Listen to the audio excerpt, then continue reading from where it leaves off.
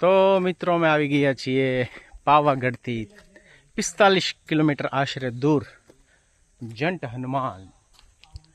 ત્યાં આવો સરસ મજાનો નજારો છે,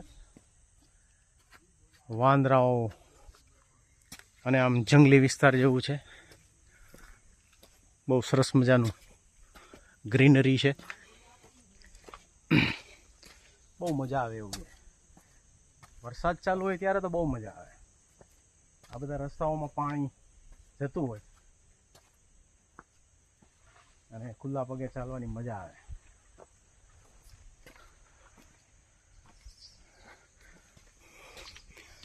હવે અમે હનુમાન ઘંટી જઈએ છીએ.